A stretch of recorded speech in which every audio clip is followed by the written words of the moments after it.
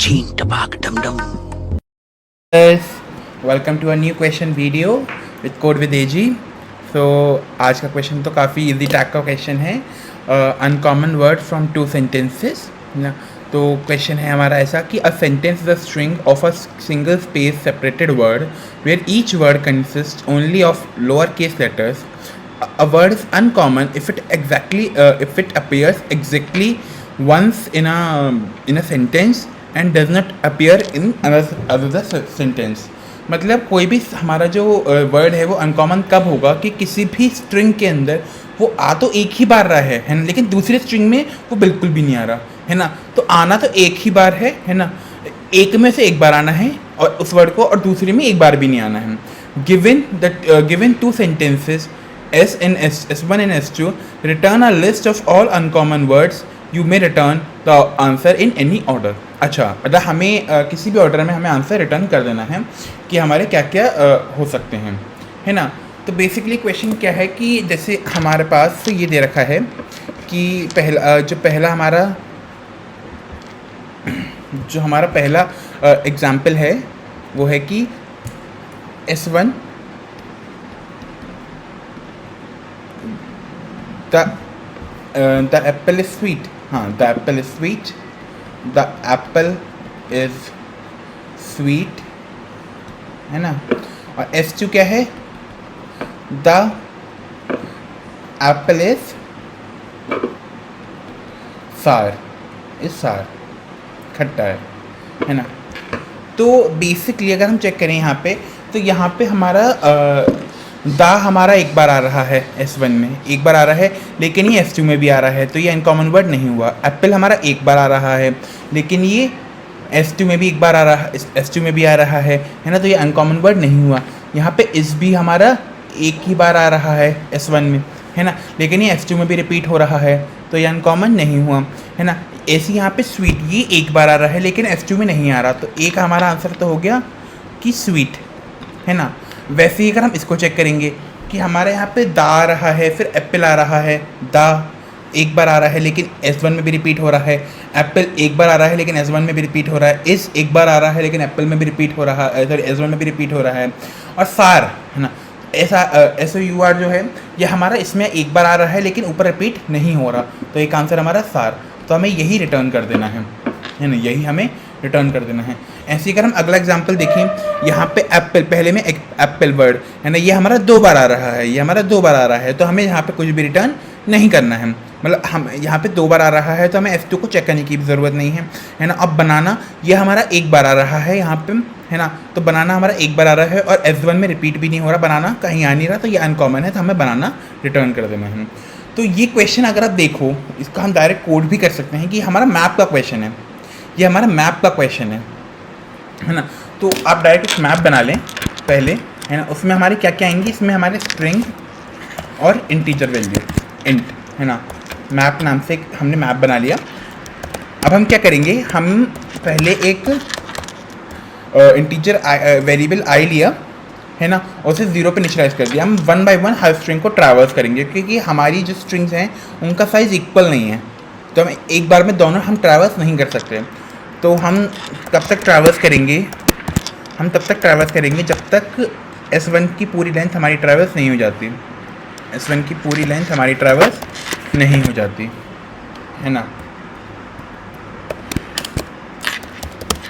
अब यहाँ पे हम एक अलग वेरिएबल लेते हैं J, जो हमारा I से शुरू होगा, और हम जो हमें स्ट्रिंग इनपुट करानी है ना, वो हम S ले लेते हैं. S लगातार वही उसमें इनपुट होती रहेगी, है ना. अब हमें अपना वाइल लूप अगला लूप कब तक चलाना है, या तो हम अपनी जो स्ट्रिंग है उसके लास्ट में नहीं पहुंच जाते, है ना, या फिर जो हमारा S ऑफ J है ये हमारा 32 के बराबर, 32 हमारा क्या है, ये हमारा स्पेस का स्काई वैल्यू है, तो मैं डायरेक्ट 32 करता हूँ, S J हमारा 32 के बराबर नहीं हो जाता. तो हम स्ट्रिंग में S1 ऑफ J हम एंटर करेंगे, है ना, और J मेरा प्लस हो जाएगा, है ना. अभी कब रुकेगा, जब मेरा या तो यहाँ पे एक वो आएगा, स्पेस आएगा, या फिर मेरा एंड ऑफ स्ट्रिंग होगा, है ना. तो अगर यहाँ पे सपोज गैप है तो मुझे इसको नेक्स्ट वाले पे अपेयर कराना है, तो मैं अपने ये तो मेरा एस हमारा पूरा हो गया, एस मेरा पूरा हो गया। तो मैप में पहले मैं इसकी एंट्री कर दूँ, एंट्री हो गई मेरी मैप की। अब मुझे क्या करना है, अब मुझे आई को j+1 पे, क्योंकि j जो है मेरा भी उस पे है, स्पेस पे है, तो मुझे j+1 पे इसको इनिशलाइज कर दिया, ठीक है ना। यही सेम कोड मुझे अपने उसके लिए लिखना है फॉर f2 जो मेरी स्ट्रिंग है उसके लिए भी मुझे यही करना है। तो मैं एज इट इज़ यही सेम कोड मैं कॉपी कर सकता हूँ। पहले बस मैंने आई को इनिशलाइज करना था 0 से, बस वही करना था। बाकी मेरा सेम कोड यही है, सेम मेरा पूरा कोड यही है ना। तो मेरा यही कोड है, बस उसमें मुझे चेंजेस करने हैं। जैसे आई मेरा पूरी f2 लेंथ को करेगा, है ना, और मेरा यहाँ पे ये पूरा सब, यहाँ पे s1 की जगह s2 आ जाएगा, है ना, s1 की जगह s2 आ जाएगा। यहाँ पे s1 है, यहाँ पे भी s1 था, और यहाँ पे s2 आ जाएगा, है ना। s1 की जगह हर जगह s2 आ जाएगा, और हमारा एज इट इज़ बिल्कुल ठीक है, ये हमारा बिल्कुल ठीक है ना। ये हमारे मैप में हमने सारे वर्ड्स की एंट्री करा दी। अब कौन से वर्ड अनकॉमन हो सकते हैं, है ना, जो मैप में जिनकी जो वैल्यू है, मैप में जिनकी जो अकरेंस है वो एक बार है, मतलब किसी भी वैल्यू, जैसे यहाँ पे अगर हम अकरेंस करना शुरू करेंगे तो यहाँ पे दिस की एक बार हो जाएगी, दिस में 1 आएगा, एप्पल में 1 आएगा, इस में 1 आएगा, स्वीट में 1 आएगा, है ना। हमने यहाँ पे 1 पुट कर दिया। ऐसे अगर हम यहाँ पे करेंगे तो यहाँ पे दिस आया, दोबारा दिस आ गया, एक दिस में 1 था ही, हम यहाँ पे और बढ़ा दिया तो ये 2 हो गया, एप्पल पे 2 हो गया, इस पे 2 हो गया, और सौर पे 1 है। तो हमारे किस किस पे 1 है, स्वीट पे 1 है और सार पे 1 है, तो हमें वही इनपुट कर देना है। ऐसे अगर हम यहाँ देखें कि एप्पल और एप्पल यहाँ पे 2 आ जाएंगे, है ना, और यहाँ बनाना पे 1 है, तो मुझे सिर्फ 1 पुट, जो जिस स्ट्रिंग की वैल्यू 1 है, सिर्फ वही मेरी अनकॉमन है, कि मतलब वो किसी एक स्ट्रिंग में अपीयर हो रही हैं और दूसरे वर्ड में अपीयर ही नहीं हो रही, है ना। तो वही मुझे इनपुट कर देनी है।